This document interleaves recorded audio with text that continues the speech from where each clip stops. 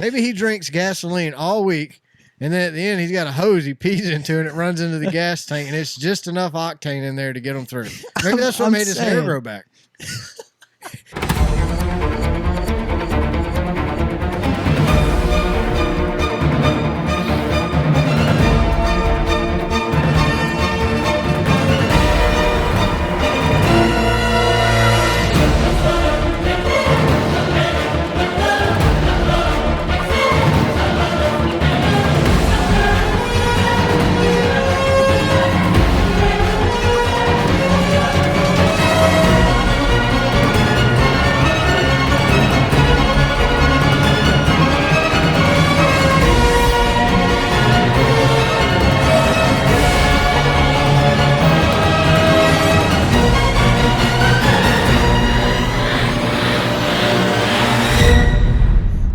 Hey, what's going on, everybody? My name is Brad, and with me, as always, is John, and this is Race Car Spelled Backwards, episode 112.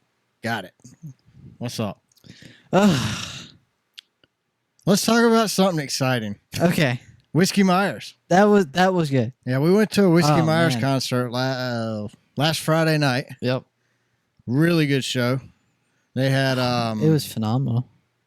Kobe Acuff. Acuff? It's either Acuff or A-Cut. I think it was A. The T's and the F's look just alike on that banner, so I'm not 100% sure what I thought it was H. I thought it was a beer. I mean, it looks like the logo of a cheap beer, don't it? It did. It did. You drink the Kobe Acuff beer? That's the cheapest beer you can get over there at 7-Eleven. Yeah. Colby Acuff and JJ Gray and the Mofro. Is it the Mofro or the Mofo? I think it's the Mofro. I didn't know. JJ and the Mofos. I mean, they were interesting. They were very interesting. Talented. Yeah, very talented. I give them that. They're very talented. They had some backup singers. I mean, it's like a blues, jazz. I don't even know really to. It was very jazzy. Yeah, it's like an indie blues jazz, right? Yeah. And then you had the Colby Acuff. He was country. Yeah. About as country as they come. Like yodeling country. Yeah, like he was on a tractor that morning for sure. Yeah. Flew in to jump on the stage. But he had to work the fields first. There's no doubt about that. He looked like, I mean, didn't we say they were from Oklahoma? No, you're thinking of Josh Malloy. Oh, okay. Well, they both look like they own a tractor. Hey, I mean, they did, but yeah, I guarantee you they both own a tractor. But no, Whiskey Myers was really good, though. Yeah, it was a really good show. That's our second time seeing Whiskey Myers. First time we saw them, they were opening for Eric Church. Yep, never heard of them before. They did so good, we decided to go watch them headline, and I mean, intense is the best way to describe it. Oh yeah, I mean, what was his name? Kobe or something like that. The lead singer. Yeah, whatever his name is. They've got two Kobes on there. Yeah, I mean it's kind of weird because for me, I enjoy a concert where they talk to the crowd. Yeah, and Whiskey Myers didn't really talk to the crowd a whole lot, but the intensity was on like a level 10. So I mean, no, they didn't really talk to the crowd that much, but there was a lot of crowd participation. Oh yeah, it was funny because Whiskey Myers, he would sing the song a little slower than he does on the album, but the crowd didn't sing it that way. They sang it the regular way, so yeah, you could kind of see him smirking. I think he was doing it intentionally. I think he was, but he would sing a bar and he would finish it a little bit quicker than usual. So he'd finish the bar, and then you hear the crowd finishing it how it goes on the right way. Yeah, on the album or on the record or whatever. It was fun. It was a lot of fun. On the Spotify? On the Spotify. Yeah. Do we even say album anymore? I mean, they put out new playlist. Yeah, you probably don't say record. Playlist with new songs. That's like basically all it is, which is cool. But great show. It was at Alpharetta, which is our favorite location because we know the secret there. We know where to park and how to get in and out really easily. Although I thought I made the parking lot attendant mad. Like I straight up ignored him this time. Oh yeah, but last time he tried to be nice. Yeah, I asked, "Can I park over here by the wall?" And the guy was like, "Yeah, sure." Well, at first he just completely ignored you. Oh yeah, but he let me, and he was cool with it. This time I didn't ask. I cut across the field, cut across the grass. I didn't care. I knew where I needed to park at to get out, and I didn't want to get blocked in.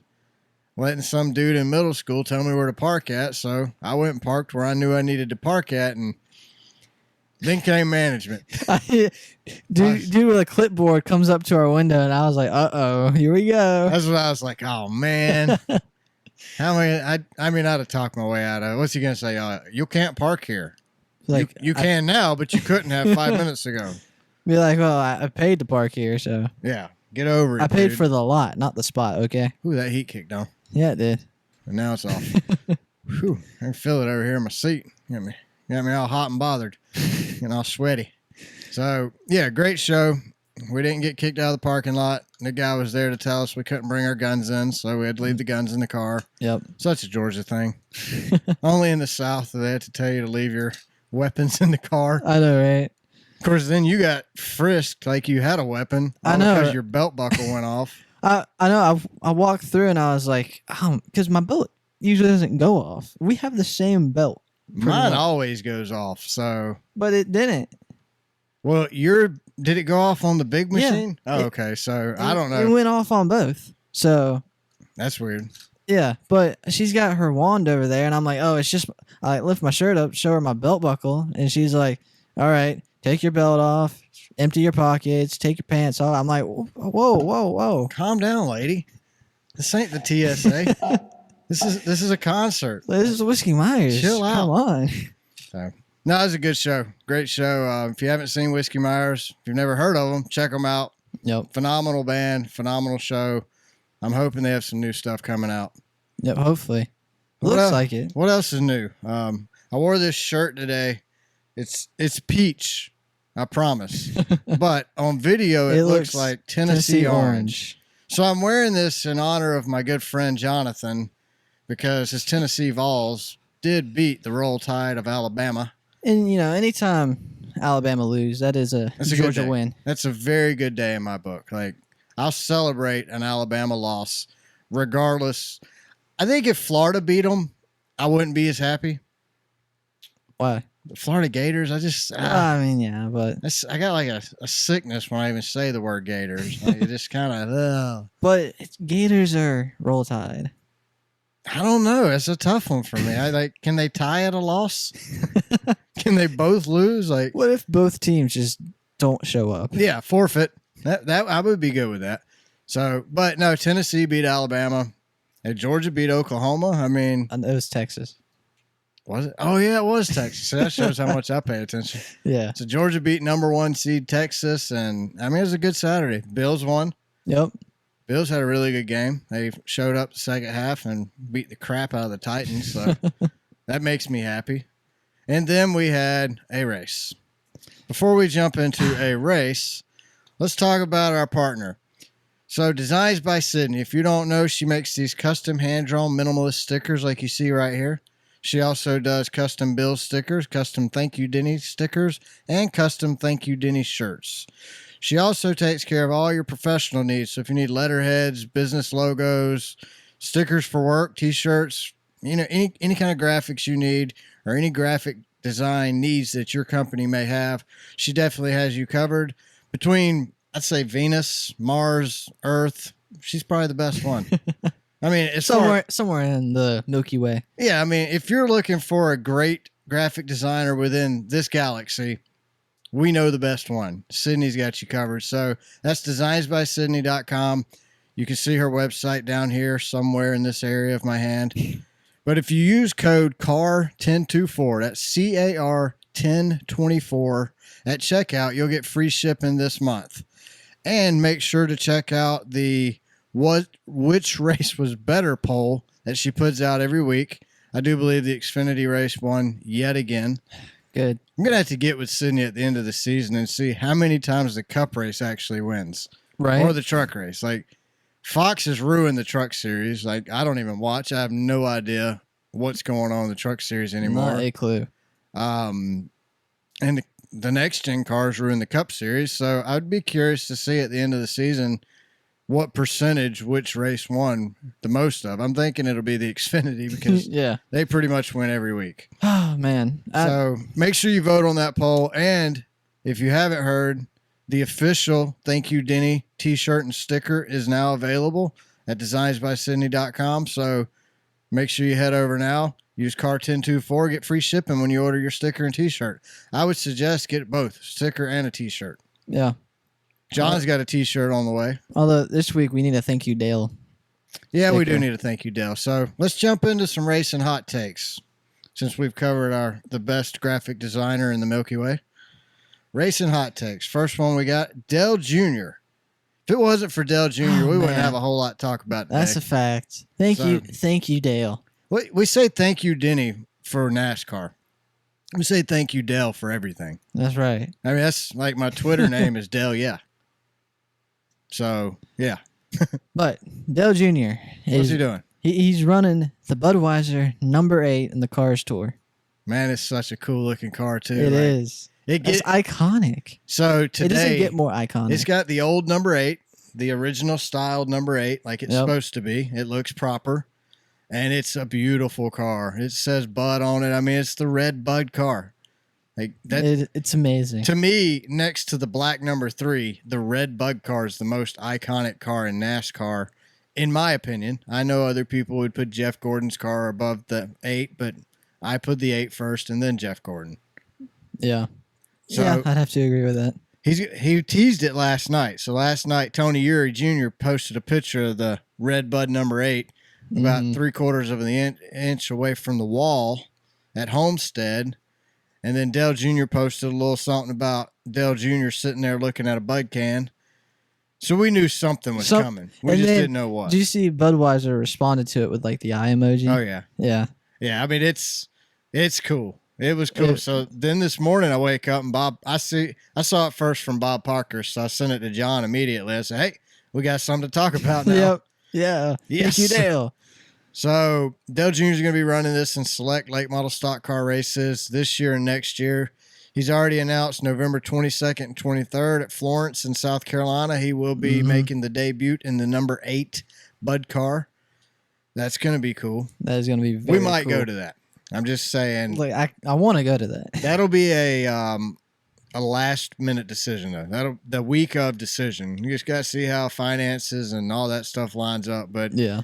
I got a customer that lives in the area. We might be able to crash in his basement or something. So, but definitely 2025. We're already in talks. I've talked to Sydney, talked to Janet and Eric, Deb and them, Jamie. You know, we're all going to try to get together and go watch this #8 run on the track. And it would be real cool if he won. Oh, I think the chances of him winning are decent. Yeah, I mean, he might not be the best, but he's definitely the most experienced. I mean, the Cars Tour wrapped up this weekend. You had Butterbean winning the championship in the Cars Tour. Yep. You had Honeycutt, who will be a full-time truck driver next season. He won the championship in the Pro Late Models for the Cars Tour. So congratulations to those guys. Thank you to the Cars Tour for still putting on great good racing. Yeah. I mean, if it wasn't for the Cars Tour, all we'd left with is Kansas. And Kansas one Bristol fluke. And Kansas wasn't even that good. I just think this car's ran its course. Like, I think the drivers have figured this car out to a point where it's no better than. Right. There's no edge. Yeah. There's nothing any better anymore. Like the parity or whatever they want to call it it's gone. Like you got. The parity is. Everybody runs the same speed. Yeah, and pit stops. That's your parity. Yeah. Like we should like change our marketing strategy from watch our racing to watch our pit stops because that's what determines a race at this point. Yeah, and Denny Hamlin's crew sucks at that. So yeah, and Kyle Larson's crew must have been drinking with Denny Hamlin's crew the night before because I'm gonna talk about Denny's crew later. Oh yeah, we're gonna be talking about. So I've got things to say. I mean, I'm thinking that Dale Jr. probably picked up ownership copyrights for the #8 because it's in his old school font. Well, probably. I mean, somebody posted on so. Twitter that it showed still pending on the website, but I don't know. I mean, I would assume he picked up the rights because his website, juniormotorsports.com, their store for Junior Nation's shop, they have a ton of #8 red Budweiser #8 stuff all over their website. Like it's old school shirts too. So it's like the shirts that we wore back when Dale Jr. was originally driving the #8. They've remade them. I probably wouldn't wear any of them because they're just graphicked up, and I'm not. I just don't. It's a NASCAR T-shirt. Yeah, I'm plain T-shirt. Give me one little logo, and I'm happy. But I don't need a lot of stuff on my shirt. But they have some really cool die cast and some really cool helmets on there, throwing it back. So I'm thinking we'll add to the case. You can't see it on the screen, but there's a case over here with a bunch of racing die cast and stuff in it. So I'm thinking we're definitely going to have to add this new late model stock to it. Oh, that would be cool, yeah. I mean, John's got the number 8. I've got like 5 of them. Yeah, he's got a number 8 car. And then he's got an 88, the throwback he drove at Homestead for his final race. Yep. So, I mean, we've got up here, we've got a number 8 up there, the baseball-themed car we got up there, the number 3 car that him and his dad drove in the IMSA 24 Hours race together. We got a Rusty Ballas car, Kurt Busch car, Terry Labonte. So I'm thinking a Dell Jr. late model stock car is definitely... would fit just nice. Yeah, it's going to be a mandatory purchase, I believe. Yep, that's like our Christmas present. Yeah, to ourselves. Yeah. To the studio. The studio needs a Dell Jr. diecast. It probably won't be here by Christmas. No. Those things are like 6 to 12 months out usually. Next Christmas. Yeah, it'll be a next Christmas gift. So, yeah. But let's start talking about Vegas a little bit. Let's talk Saturday's Xfinity race. AJ Allmendinger goes out and pretty much puts a spanking on the field. Pretty much. I mean, leading 100 and something laps. I mean, whew. And it's not who you would expect. Right. You don't expect AJ to be winning on mile and a half. So now if it's a road course, it's okay, AJ Allmendinger. But he did win Vegas, I think 2021. Well, and he did it Saturday in dominating fashion. Like, yeah, I mean, he didn't strategy. He didn't Joey Logano it. Yeah. He didn't fuel mileage his way into it. Like, I swear, I don't understand how Joey Logano, they don't catch him for cheating on these fuel mileage races, but that's not what AJ did. AJ went out there. He put a whooping on everybody else. Ryan Sieg was catching him. Yeah. I do believe without Sammy Smith parking on the back straightaway to bring out a caution and then taking back off when the caution came out, I do think Ryan Sieg would have had a chance, but I don't know. Ryan Sieg's young. He's not used to being in that position, and yeah, he could have done things a little differently, but you take it when you take your shot when you got to take your shot. Yep. But AJ Allmendinger on the restarts was definitely faster all day long. So I kind of knew when I went back and watched it that he was going to probably take off there. Yeah, and he did. So congratulations. Colleague and AJ did what they needed to do. You got 3 races to make it to the championship 4. If you survive to the round of 8, then you have 3 races. Right. All you have to do is show up to one of those 3 races and dominate, and you make it to the championship. Yep. He didn't have to do anything all season. He could have stayed at home all season. Well, not really. You got to make it to the playoffs. Start yeah. But AJ went out, won a race. I mean, they played the game. And we're gonna talk more about this game. Oh yeah. But they did what they had to do. What's the old saying? Hate the game, don't hate the player, or something like that. Yeah, something like that. Something like that. Don't hate the player, hate the game. Yeah. So don't hate AJ, hate the game. Hate NASCAR. I can't be mad at AJ. I mean, AJ did what AJ needed to do to make it into the round of 4. Yep. So good for you, AJ. I don't know that I'm going to sound this happy when I talk about Joey here in a minute doing the same thing. The 22. Joey's different. Like, my dislike for Joey is on another level than it is for AJ. I actually like AJ. His energy is infectious, man. Oh, yeah. Like, how do you watch an AJ Allmendinger interview and not like the guy? Like, he's an easy guy to like. Yeah, definitely. But Sammy Smith stops on the back straightaway. He's going really slow. He had an electrical gremlin. I mean, they'll get you. Them gremlins will get you. So he's going down the back straightaway real slow and just stops. Caution comes out. He takes off. So, it started back. Oh, man, that's weird. I think it was the yellow flag switch. It was interfering. It like sent out an electrical wave. Yeah. So when they hit restarted his switch, car. Yeah, it had some kind of UVA or something going out. I don't know. But whatever the radio frequency from that light was, it flipped his car back on. Yeah, he was good to go.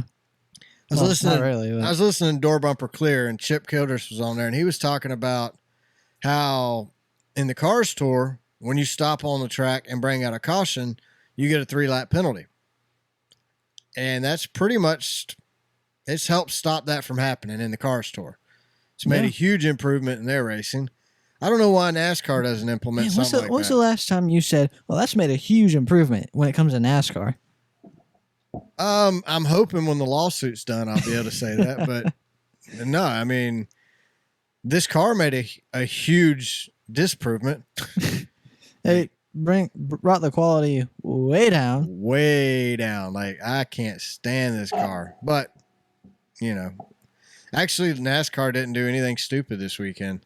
No, they didn't. It's the first time in a long time I haven't gotten on here and I'm mad at NASCAR. I'm really just, honestly, if they wouldn't have even raced this weekend, I'd feel the exact same way as I feel now. Well, I don't know. Well, Joey did win. Yeah, that's true.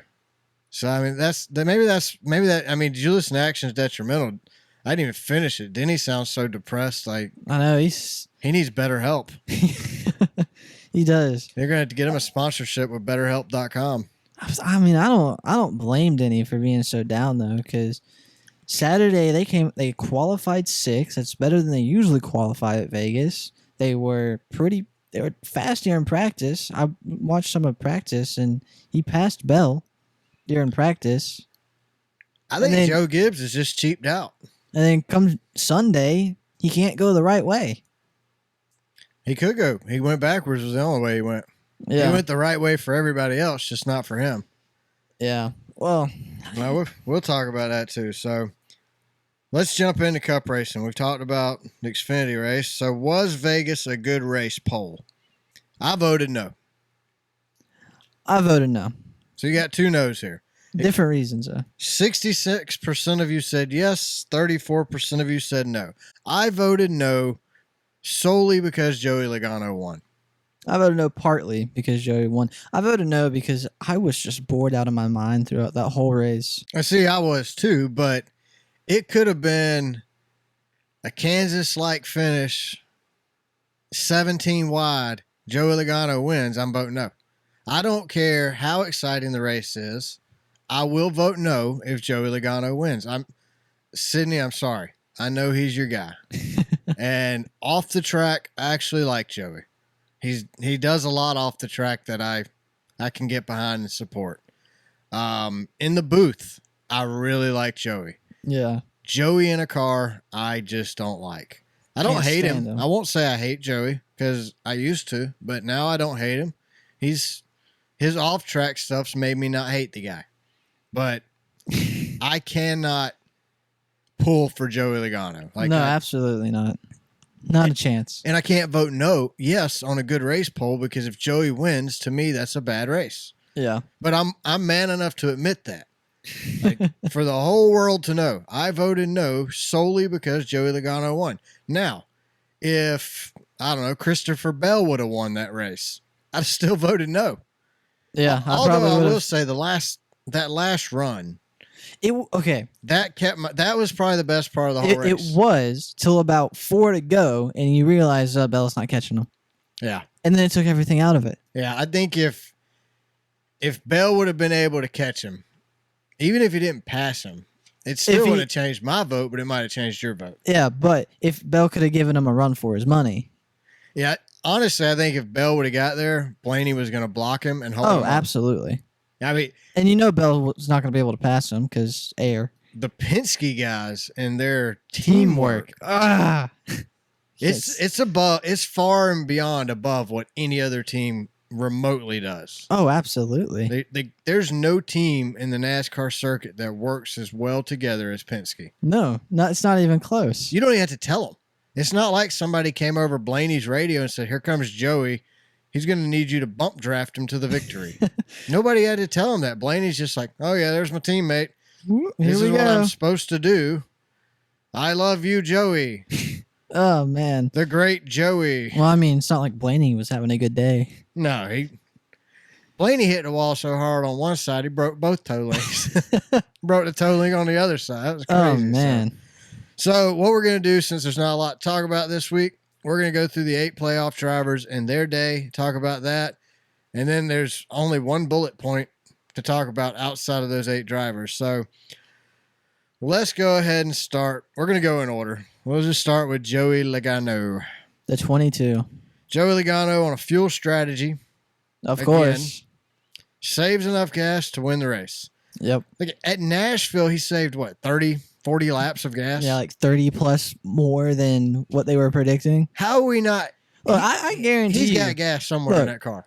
In Joey's water bottle, it's filled up with gasoline, okay? He doesn't drink water throughout the entire race. Maybe he pees gas. Maybe he drinks gasoline all week, and then at the end, he's got a hose he pees into, and it runs into the gas tank, and it's just enough octane in there to get him through. Maybe that's what made his hair grow back. Maybe it wasn't just for men hair growth or whatever he did. Maybe it's all the gasoline he's drinking. Oh, man. I was saying, though, this dude is masterclass at saving fuel. Some people piss excellence. He pisses high octane. I'm telling you, there nobody else on the track can save gas like Joey Logano. That's a nobody. Fact. I mean, Denny Hamlin can't dream of saving gas like Joey Logano. So it's a big part Joey. Yeah. He's just figured out fuel strategy and knows how to do it very well. And it's a big part Penske. Yeah, as Penske a and team. the Fords. As a team, though, I don't think Penske's that fast. They're not winning on speed. I mean, no. Joey Logano has, 6, I think, top 5s all season. And he's already locked in the round of 4. But he hasn't even been leading laps. No, he's led 24. So he's led like 300 laps this season, but 200 of the laps he led was at North Wilkesboro, a non-points boring race that doesn't count. So he won 3 races this year. We can't take that away. He led 9 laps to win at Nashville. Mm-hmm. He led 9 laps to win at Atlanta. Yep. And he led 6 laps to win at Vegas. That's 24 laps in his 3 victories. That's not nothing to write home about. Right. Which brings me to my next question for you. How do you feel about the playoff format now that it allows somebody like Joey to strategy his way into a championship race? Yeah, I mean, I haven't really been too critical of the playoff format, but I don't know. It's just like Joey wins this race, and now all he has to do is show up next week, drive a lap, go park his car in the garage, and go home. And he still makes it to the championship race. He'll run the whole race. I mean, he's not going to, but yeah, you're right. He could 100% go out, run a lap, park his car, go home. And he still gets to go to Phoenix. I don't like it. I think, I don't know. I say I don't like it, but I don't like it because it's Joey Logano. He's doing exactly what AJ Allmendinger did. Yeah, I mean, Penske is playing the game. And they're the best. That's why I don't like this. I think this format leads to stuff like this. It leads to this conversation, and that's what we should. I like the way the Cars Tour does it. It makes you wonder, is your best driver winning your championship? No, because you have 26 races and then 10 or 24, whatever it is, however many races in the regular season. That essentially doesn't matter. You win one of those, and then it doesn't matter. You just got to make it to the championship, to the round of 16, and then you have a shot. And Joey Logano survived. He was out last week. Oh, that makes it more infuriating. Exactly. I think that's what annoys me the most about this is he was out, but because of a penalty, a disqualification, nothing on racing. It wasn't anything done driving wise. And Alex Bowman didn't win the race to make it in. No. He barely made it in. But he did what he needed to do. His car was a little light on weight, so he's out. Joey Logano, you're back in. Joey Logano comes out this weekend, and I mean, I knew Joey Logano was going to win that race when Christopher Bell came down and Joey didn't. And they said, Joey Logano is going to try a fuel strategy play here. I'm like, well, okay, he won. We know he won. Honestly, I think Joey wins the championship. I hope not. Nothing in NASCAR could make me happier than if Joey Logano gets wrecked by Austin Dillon at Phoenix. Lap 1. Yep. Matter of fact, before we even go green. while they're getting lined up. Yeah. On pit road, Austin Dillon just runs right into him, takes him out. That or his engine blows up. Yeah, I mean, if his engine blows up at Phoenix before the race starts, that'd be a good race for me. Yeah, it would. I would probably vote yes on that. That would be Phoenix the first poll. ever time we vote yes at Phoenix. It would definitely be the first ever time we vote yes at Phoenix. And probably the only time we vote yes at Phoenix. Oh, man. It's crazy. But, yeah, we're going. I think NASCAR needs to change it up. I think it needs to go to a 3-race playoff, a 3-race championship, or 4 even. Something. Instead of a 1-race shootout, it's still going to come down to 1 race. But it allows your best driver. I don't know. I really don't know how to do it. We keep doing it like we keep doing it. That's fine too. I mean, because you're just going to have people like Joey Logano win the championship, or you're going to, it sets up for anybody to win the championship. I do not think the season matters though, as far as the championship. All that matters is getting 1 win and getting into that, making it to the round of 16. And then the last 10 races, they break those up into 3-race segments, and then they run a championship. I mean, I don't like the format. I don't know that the old format's going to be any better. Like, I don't know. I really don't. It just needs to be something where every race matters. Yeah, pretty much. Like, I don't care what you do. I don't care how it's done. Just, I think every race should count. We race so many races throughout the year. We have one of the busiest schedules, besides like baseball. They, play 5 games a day. But we have one of the most busiest schedules, and every race doesn't matter. That's what annoys me at this point. Like, like I said, I think a lot of it has to do with the fact that we dislike Joey Logano so much, we're annoyed. Right. If Chase Elliott would have won that race, honestly, if Chase Elliott would have won it on field strategy, you still wouldn't have one of the best. Like, Christopher Bell's had a really good season. Mm-hmm. Larson's had a great season. But these guys could essentially not make it. Yeah. Like Chase Elliott and Ryan Blaney goes out and wins Homestead. He makes it in. Chase Elliott goes out and wins Martinsville. He makes it in. Christopher Bell, or it's going to come down to 1 driver, and then it takes your best drivers out. Yeah. William Byron's had a pretty good season, all season. He was kind of a little shaky in the summer months. Yeah, but I mean, he was a little quiet. He didn't have to be good. Right. They're at the summer months, HMS is focused on getting Bowman in the championship or the round of 16. That's the thing. Like, yeah, Larson's been the best all season. I think these teams, though, they focus so let's say Kyle Larson wins Daytona next season. They're going to put a little more effort into the other 3 teams over Kyle Larson. That doesn't mean Larson's not going to dominate all season or get good stuff, but I'm just saying they're going to cheat it up a little more on the other 3 cars trying to get them in versus Larson. Yeah. You put a little extra oomph into those other guys to get them to the round of 16. So what's Joe Gibbs' excuse for Denny? I think Joe Gibbs is getting old. Putting in the bell? I think he's just getting old, man. I think Gibbs is getting old. I don't think he's got the money to back the team like he used to have it. He doesn't have the talent there anymore like he used to have. I think Denny's just working with what he's got to work with. I really think Denny would be better off racing for 2311. I was about to say, Denny needs to make the move. He needs to make the move because then he can make the big calls. He can make sure he's got the pit crew and all that good stuff that he needs to win. So that would be cool because I don't see Denny winning the championship this year. I don't either. All right, Christopher Bell, he is second in points. He's 42 points to the good. Joey Logano's locked in. Christopher Bell has a 42-point cushion right now, which is not enough to guarantee you a spot in the round of 4. I mean, remember, Allgaier had a 47-point lead in the regular season championship. Yep. Going into, Darlington? Is that where we ended at this year? Yeah, and then lost. Oh, wait, no, it was Bristol. No. Oh, yeah, for them. Yeah, for them it was Bristol. So Bristol, he had it going in there. That's another thing. We need to get these playoffs on the same flipping schedule. Like the Truck Series starts in Daytona. They take 12 weeks off, and then they come back, run 6 races, take 4 weeks off. Their championship started like in July.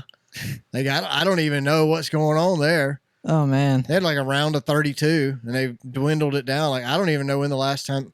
I don't watch, but when I did watch, it was confusing. So, but Xfinity, it's around. They only have 8 or 12, right? 12, yeah, only 12. Yeah, come on, 16. Let's keep them even. Right, like aren't you like? Isn't this our lower league? Shouldn't you be preparing them for the next?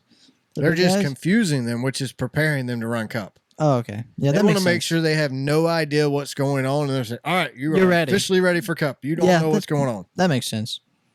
So Christopher Bell plus 42 to the good. Had a great day. He led the most laps. I think he led 155 laps yesterday. He finished, second in stage 1. He won stage 2. Great points day. Oh, yeah. And the strategy call to stay out worked for Joey, and it almost worked for C-Bell. Now, they said Christopher Bell couldn't stay out and save enough fuel to finish because he had been leading so much. When you dominate, you use more gas than when you Joey Logano it and run mid-pack. Yeah. Which I think, Joey wasn't running mid, but he was running mid-10.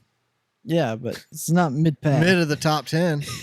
That's mid-top 10s. I mean, you got a shot to win from like, actually with this car, you got to be third or better to have a shot to win at the end. But yeah, you're not going to come from 8th. I think 8th is considered a bad day in this car, in my opinion. Yeah. So, I mean, Christopher Bell had a really good day. They were clicking on all cylinders. He was dominating, and it was the team to beat all day. And honestly, he's my championship favorite if he makes it to Phoenix. I think he can beat Larson. I think it'll come down between. Well, now it's Joey's. Joey's going to win the championship, but stop saying that. He's going to win it, man. I'm telling you, he's going to win it. He's got 2 weeks to prepare for it. They don't even have to show up with anything. Like, they can just bring Ryan Blaney's car the next 2 weeks. Joey will quietly go out. He's going to quietly quit over the next 2 weeks, and then he's going to go out and win the championship. No. I don't want it either. Trust me. There's literally anyone else from this round of 8. Yes. Literally anybody else. I was pulling for Daniel Suarez to win the race yesterday. Yeah. That's how bad I didn't want Joey to win. And I don't like Daniel Suarez and Joey are like, some days depends on the day. Yeah, some days I dislike Daniel more than Joey. And Daniel's in the booth too. And I absolutely can't stand when Daniel Suarez is in the booth. I won't watch the race if he's commentating the booth. I can't do it. I just can't. I can't understand me half the time, so I definitely can't understand Daniel Suarez up there. Lee Diffie's bad enough. Yeah, that Brit. That British guy. Him on Door Bumper Clear was phenomenal. It was. That was after listening to that, I like him even more. Yeah. If that's even possible. Cool. All right. Larson, right? Christopher Bell finished second. That's Larson's next, right? Kyle Larson. He's plus 35 to the good. What a day for Larson, man. So he pits with debris stuck in his front grille. He's got that number 3 debris. He had a piece of aluminum off the wheel from Austin Dillon's car. So do we want to go ahead and talk about the Austin Dillon wreck now or talk about it when we finish? Well, let's talk about it now. I mean, what's there to talk about? He got hemwrecked. So, yeah, he got hemwrecked. That's it. Daniel Hemrick drove right through him. You forgot to, Daniel Hemrick, he's just learning from his role model, Austin Dillon. Yeah, I mean, he Austin Dillon. Yeah. Hemrick, Austin Dillon. And those are semi-teammates, technically. Yeah. Because Colleague is like next door to RCR, and Pop holds their hand on everything they do at Colleague. So maybe that explains why Colleague runs like they do. But yeah, so Daniel Hemrick, Austin Dillon, and then Larson got a piece of Austin Dillon's wheel stuck in his That's a hard hit. That's a really hard hit Austin took to the wall. Yeah, I mean, it knocked the breath out of me. Whew. It knocked the breath out of Austin so bad he gave the one finger salute to Daniel Hemrick as he drove by. Yep. California, hello, baby. He only gave him one salute, though. I mean, he didn't chase Elliott with 2, so yeah, no double birds there. But that piece of the wheel, he hit the wall so hard it shattered his wheel. A piece of the wheel goes through the front of Kyle Larson's car. I don't know if NASCAR just missed it as they were cleaning the track up or what. I don't know how it happened, but either way, it went through the grill of Kyle Larson's car. He had to come down pit road. They had to get that taken care of. And then everything seemed fine. Yeah. So we thought. Then Kyle Larson comes back down to pit again a little bit later. On the green flag.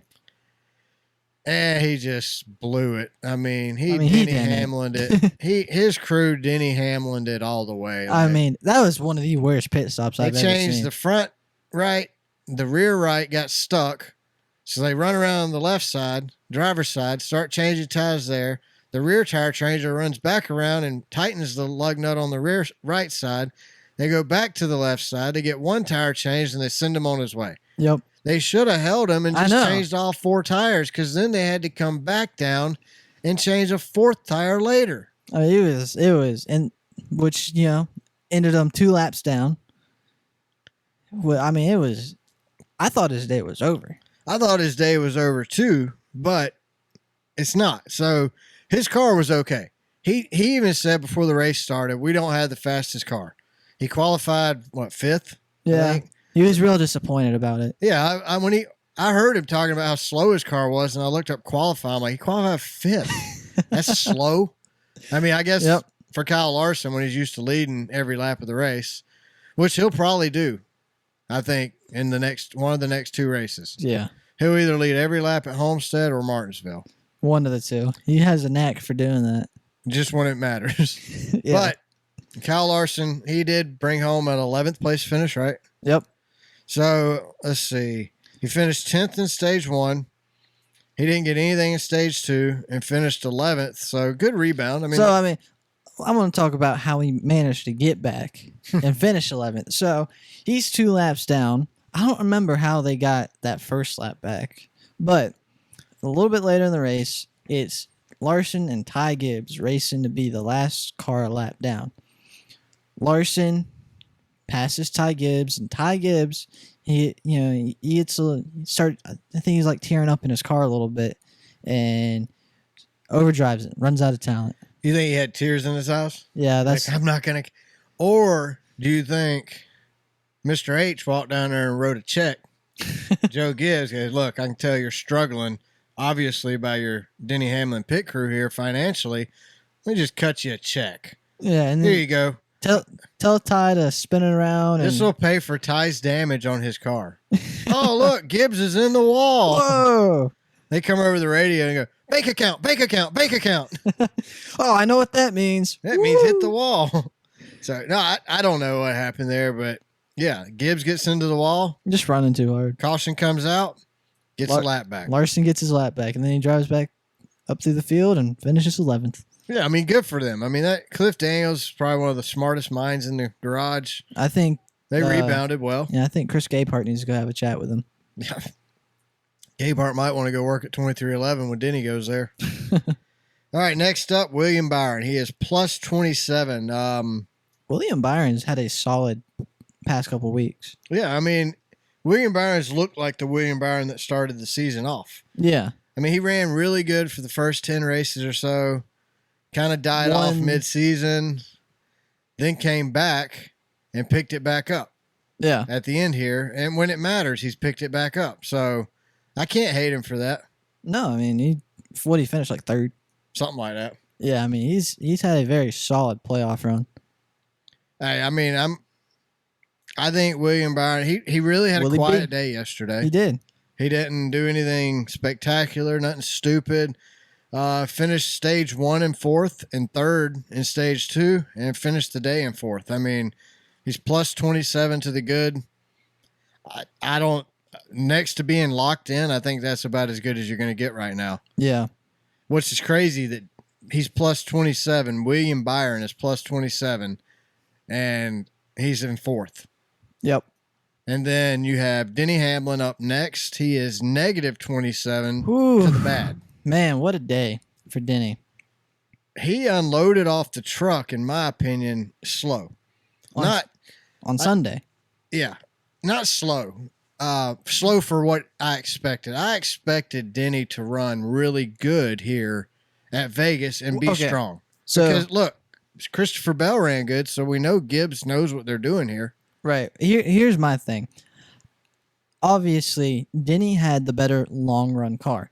In that first stage, they take the green flag. He drops back a couple positions. I think it was like 10, 11th. Then as laps go on, he gets back up to about 6th. Then green flag pit stops come along, and that's where his day was over. He comes into the pits like 6th or something like that, and he leaves it like 15th.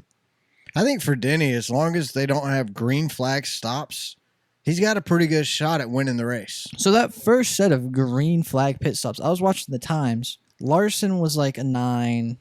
Bell was 9. I mean, it was all like 8.9s, 9.6s. Denny's was 12.4.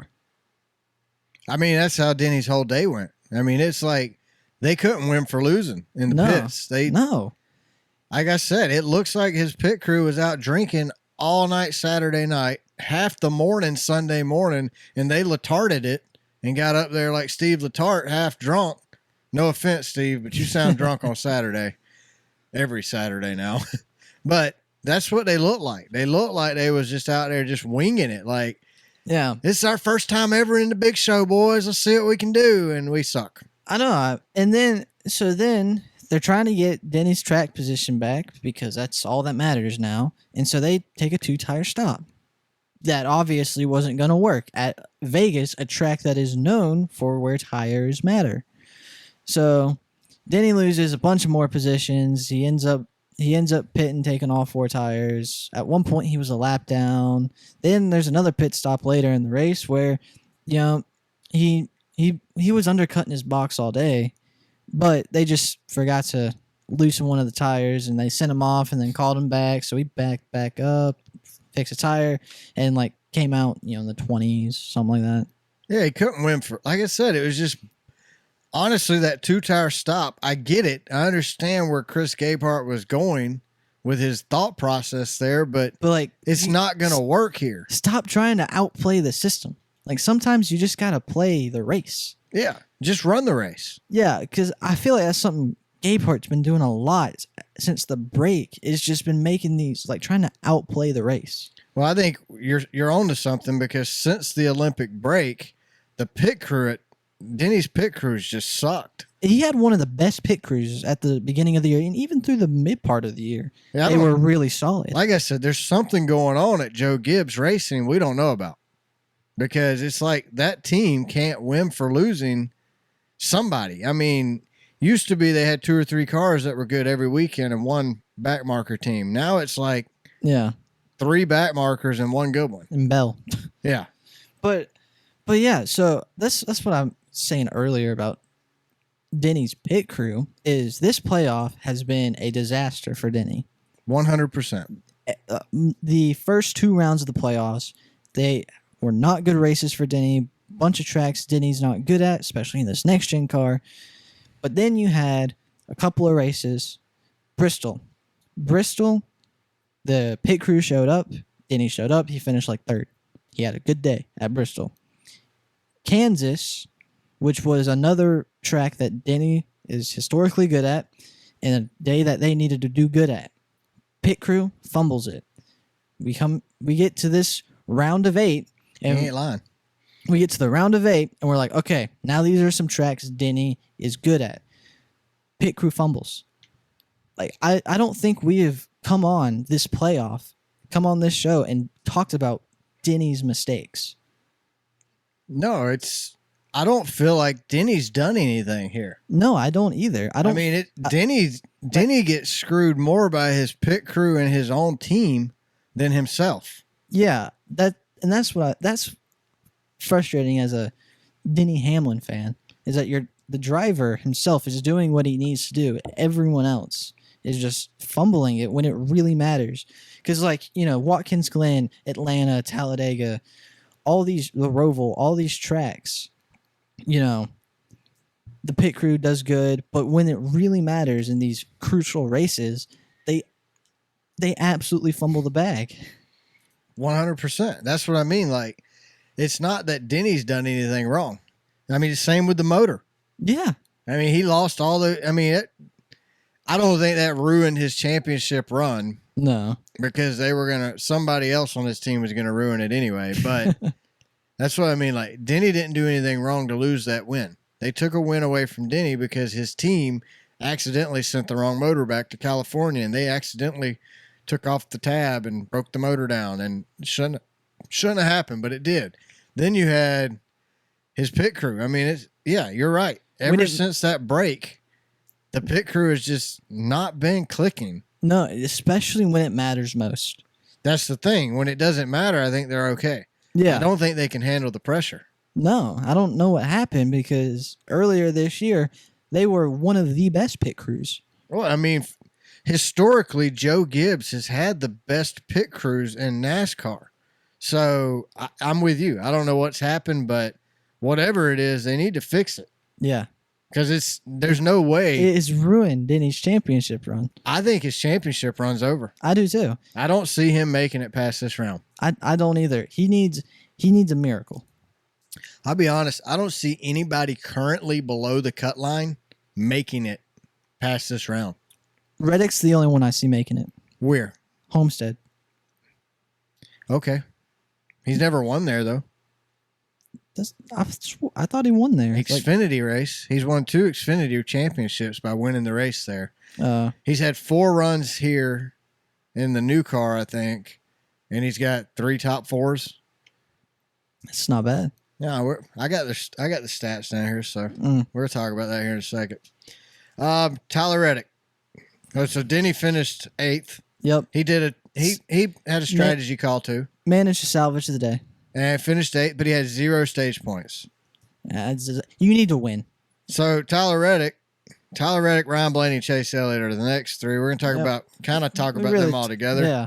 But we'll start with Reddick. He's negative 30. He won stage 1, so he got some stage points there. Yep. At the start of stage 2, Reddick shot the gap. And the gap closed very quickly. There. Somebody on Sirius XM, Danielle Trotta, I think she said did it. She, I didn't hear this. I'm just going by what they said off Twitter, but she blamed that whole thing on Martin Truex Jr. What? I know. Even Tyler Reddick got out of the car and admitted it was his fault. Yeah, that's okay. Well, let's get one thing straight. None of that was Chase's fault. Nope. None of it was Blaney's. None of it was Blaney's. None of it was Martin Truex's. No, it was Tyler Reddick. And when Tyler Reddick got out of the car, he said, I saw the gap and I made a split-second decision. Go for it or not. And I figured I had to go for it. And I went for it. Didn't work. That's my fault. But, isn't that a Tyler Reddick thing to do? It's a very Tyler Reddick. I feel like that's how. But let's be honest, though. That's how Tyler Reddick made it here. Yeah, I feel like Tyler makes more risky moves than anybody else, and that's how he made it here. Yeah, and it sometimes it works, sometimes it doesn't. But more times than not, I feel like it does work. We just talk about it not working because when it don't work big. Yeah, it really don't work. So Tyler shoots the gap. It didn't work out since Tyler and Chase and Brad Keselowski sliding through the grass. Tyler hit the quarter-mile track and bopped up, flipped over. Man, I tell you what, when he got out of that car, he was like, you got to be flipping kidding me, man. He was flipping. He was not happy. But he drove it back. He drove it back. That was like the most Dale Earnhardt-esque thing I've ever seen. I know. I mean, he literally just tumbled over the track, and then he lands it, and he's like, okay. The greatest thing in NASCAR history, Dale Earnhardt flips his car, gets in the ambulance. It's like, oh, can I still drive that thing? Jumps out of the ambulance, puts his helmet back on, gets in the car, and drives it to pit road. Yep. Like, that's what it reminded me of when Tyler. Now, it wasn't as cool as when Earnhardt did it, but yeah, that's what I thought of. So it was kind of cool in that moment. Tyler, I guarantee you, Tyler was like, they are not towing me back. They are not towing me back. They're not taking me to the campground. I am going into my pits and I'm going to my garage. I mean, I knew his car. You could see the left front wheel was just flopping around like old floppy. I think he broke a toe link. Oh, he broke a leg. I mean, the leg link. It was more than just a toe link. Oh, yeah. That whole thing was shot. So he broke that. Chase Elliott damaged his suspension. Brad Keselowski, as he went back up across the track, Ryan Blaney swerved to miss him. Ryan Blaney tapped the outside wall with the right side of his car, broke his right rear toe link, and his left rear toe link somehow was broken there too. So these cars are sensitive. These cars are so sensitive. They're easily triggered. These liberal cars. Oh man. It's uncalled for, right? Like I think these cars should be able to take a little more hit than what they can, but they can't. Like the body of the car can take a licking. I know. But the toe link can't. The components just fall apart. So here's a question. Tyler Reddick goes sliding through that grass. Should we even have grass at racetracks anymore? If you want to stop people from flipping, then no. I don't think we should either. I think you could still have a curb there for the quarter-mile track, but I don't know if that would have flipped him over. Throw some turtles out there like we do at the Roval. I mean, we can do anything we want, right? So get rid of the grass, pave it over. It would save a lot of damage. Yeah. If we're really here to save the team's money, that's where I would start at. I wouldn't develop a brand new car where I own all the rights to the parts manufacturers and make you pay my price to rent my car for the whole season. I would pave the grass areas.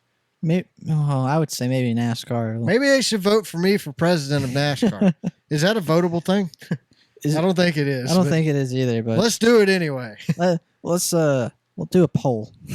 I would be president of NASCAR for a week, and I'd go and pave all these grass spots. I don't think we need grass. We just need to paint it green, put turf down.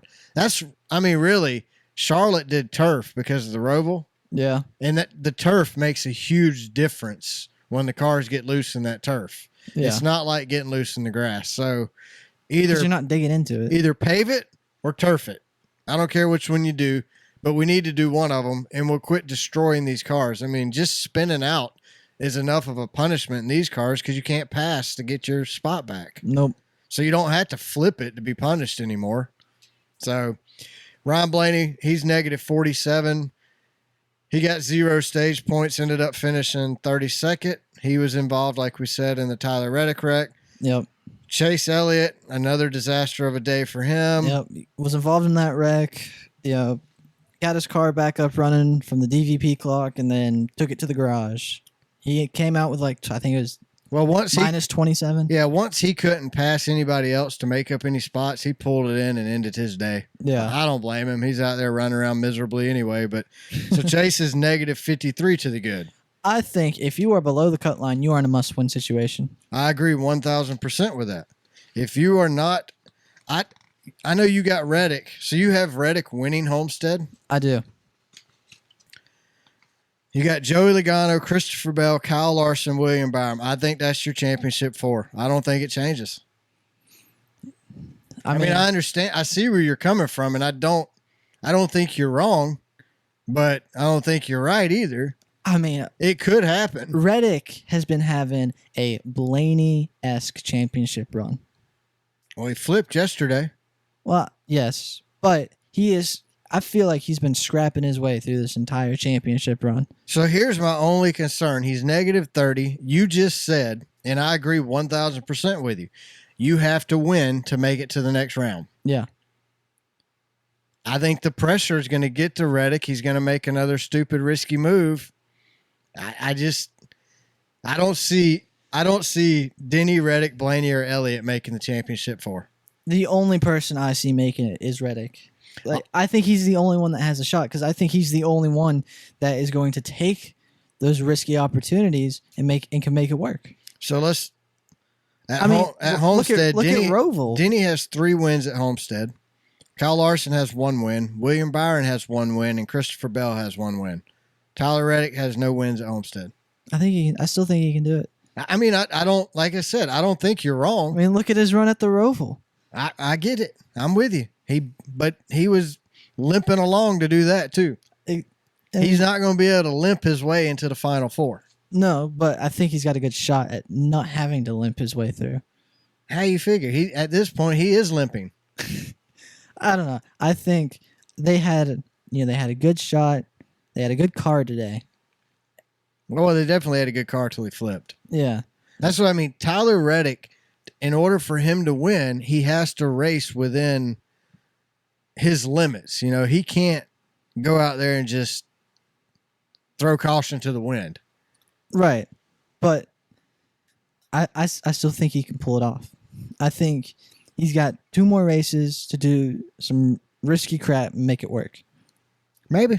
We'll see. I mean, we'll know here in a few days. I don't think Denny, I don't think Blaney, and I don't think Elliott's ever gonna do that move that Reddick did. But I think Reddick doing that move gives him a shot at making it in. Maybe. I don't think. I think Larson, Bell, and Byron are the cars to beat. And in order to beat them, you're gonna have to do some risky moves. Yeah, I think Larson goes out and win Homestead. That's fair. And I don't know about Martinsville. I mean, it's HMS runs so good at Martinsville. Mm-hmm. I don't see Chase Elliott dominating Martinsville. Honestly, I see Larson winning Homestead and Martinsville. He could. That's such a safe option. Yeah, I mean, yeah, maybe. So I think Larson's going to win every race. He could. I mean, I hate that. He's so good. But he could. And I'm not even a massive Larson fan. I like Kyle Larson because he's a father. And his kids interact during his victory lane celebrations. And as a dad, I think it's really cool. I mean, Kyle Larson, when him and Brexton, when he would throw Brexton in the air when he would win, not Kyle Larson, Kyle Busch would throw his son in the air when he would win. It made me like Kyle Busch more because he was a dad. And I like to see these guys be a dad. Like I said, it makes it easier for me to relate to him. Yeah. So I like watching Larson win, but Larson legitimately could go out and win the next 2 races. Yes, he could. But, you know, you're over here, best driver, most dominant driver of the season. I'm over here, scrappy underdog. Yeah, I mean, you got Tyler Reddick, the risk taker, but he could win. I mean, he runs great. He's got 4 out of the last 4 races at Homestead. He's got 3 top 4s, and 1 he wrecked in. And last year at Homestead was when Larson ran into the water barrels at the end of pit road. So, look, this is the playoffs. This is the format NASCAR is set up. Like you said, anything can happen. Yep. Nothing's guaranteed. So, I still think it stays like it does. I want to just make some honorable mentions before we wrap up here from Vegas. Alex Bowman, solid run, finished 5th. He ran great all day. Too bad he's out. I honestly wanted Bowman to win. And, I there's another guy who could win Martinsville. Alex Bowman could. Oh, yeah. So, I would be even more happier with that. I mean, that was my championship guy. I was pulling for Bowman to win. NASCAR screwed him out of that. His team screwed him out of that. Somebody screwed him out of it. Obviously, it was HMS because they didn't appeal it.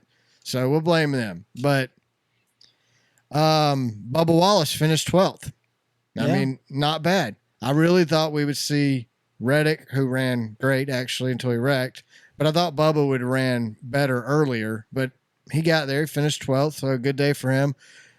John Hunter Nemechek lucked into a 9th place finish somehow. But congratulations to him. I don't know how he did it. I just noticed when I looked at the results, he was in 9th. I'm like, wow, I guess I got to mention that. Yeah. And Corey LaJoie finishes 14th ahead of Justin Haley, who finished 17th. Way to go, Corey. We're pulling for you. Looks like the car. Stacking pennies. Looks like the car doesn't matter that much after all. Maybe Corey's not as bad as everybody wanted to say he was. That's all I'm saying. Maybe there's just a lot of pressure on him. He just took a Rick Ware car and finished 14th at Vegas. Like, that's saying something. Right? It was fuel strategy, though. I don't care what he did. He still did it. So, way to go, Corey. I'm pulling for you. Speaking of stacking pennies, Kenny Wallace is coming to Dirty Mo Media next year. And Dale Jr. jokingly said he was going to name the new show for Kenny Wallace Stacking Kennies. I thought that was funny. Do you think that is a knock? Great name.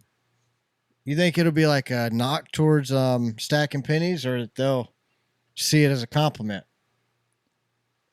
I mean, I feel like you got to take it as a compliment, right? I would think when Dale Jr. wants to name one of his shows.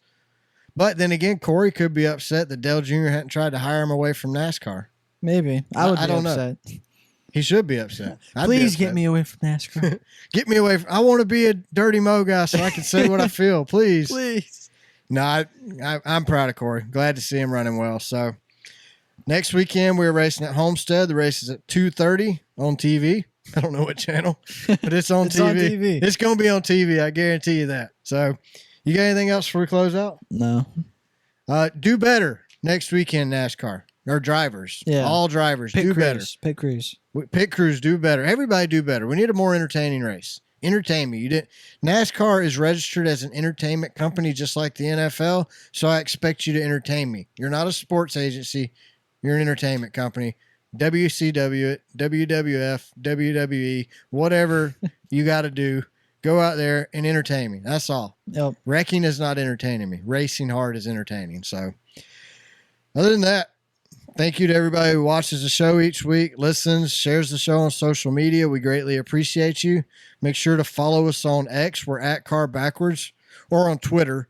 I saw somebody get mad about somebody calling it Twitter, so I'm just going to go back to calling it Twitter just to make them mad again. Make sure you subscribe to our YouTube channel and check out all our other videos. Make sure you subscribe, rate, and follow us on Spotify and Apple Podcasts. Make sure you leave us a review like Brandon and Sydney did. When you leave a review like Brandon, other people are able to find us, and it helps grow our show listeners and views. Make sure you subscribe to the show on YouTube Music. If you feel the need, you're more than welcome to email us. We're racecarbackwardspod@gmail.com. And make sure to go to Designs by Sydney and check out her work and get the Thank You Denny sticker and t-shirt, the official t-shirt and sticker of the Race Car Spelled Backwards podcast. Other than that, y'all have a great week, and we'll talk to you after Homestead. Bye, everybody.